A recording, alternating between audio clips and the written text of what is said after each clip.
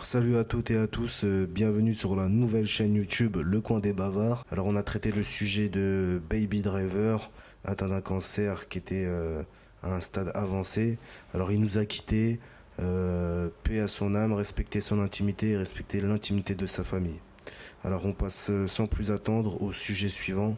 Le sujet suivant, comment dirais-je, est dégueulasse. Mathieu, un grand patron incarcéré pour viol sur mineur. Une affaire difficile à croire. C'est un des hommes les plus riches de France et il dort en prison depuis samedi. À présent, à Son nom, cette Jacques sordide Boutier. affaire chez Assu 2000, le richissime PDG du groupe L'un des d'assurance. hommes les plus riches de France est en prison. Mis en examen, Jacques Boutier, grand patron de la société d'assurance Assu 2000, accusé de traite d'êtres humains.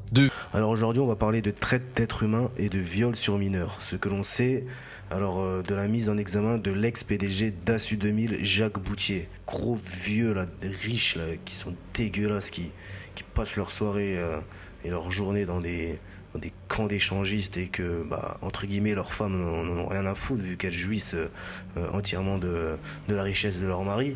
Et elles sont même prêtes à les accompagner dans leur jeu bizarre.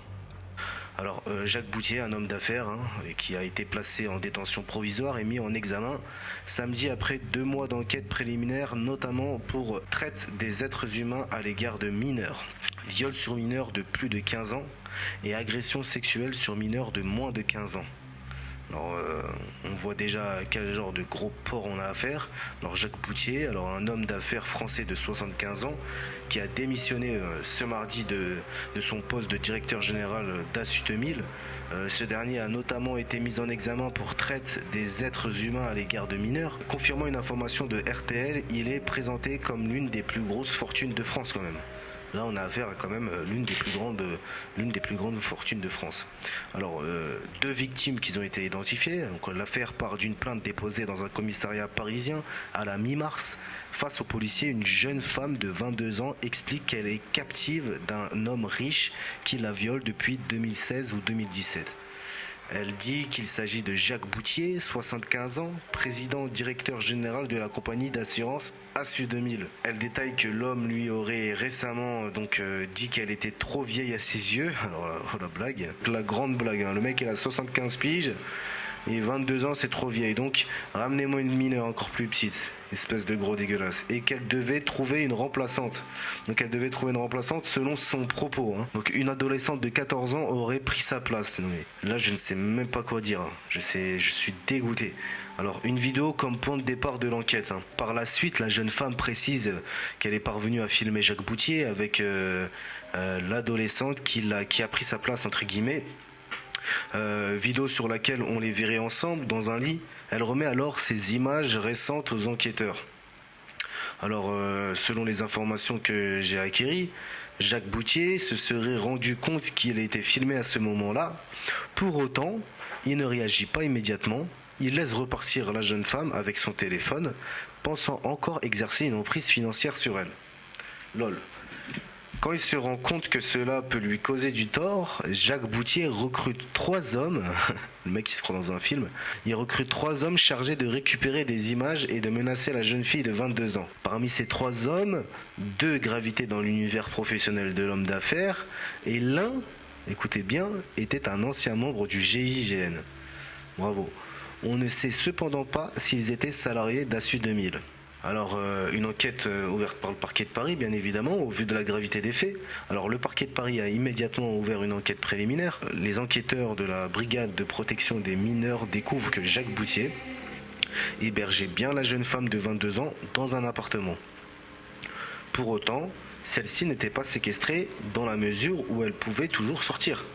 Mais il exerçait sur elle une forme d'emprise, l'obligeant à céder à ses avances régulièrement. La jeune femme est présentée comme très fragile et sans ressources, ni aide extérieure. Par ailleurs, Jacques Boutier est également mis en examen pour recours à la prostitution d'un mineur, puisqu'il rémunérait la victime de 22 ans pour des actes sexuels. Un élément important puisqu'il pourrait faire tomber la qualification de viol qui a été retenue. Si les enquêteurs établissent que la jeune femme était consentante, se pose cependant la question de certaines pratiques auxquelles elle ne l'était peut-être pas. L'homme d'affaires est incarcéré à la prison de Fresnes depuis dimanche. Alors, il risque pas de se faire défoncer parce que la prison de Fresnes, c'est là où il y a un quartier pour les riches, quoi, pour les petites starlettes.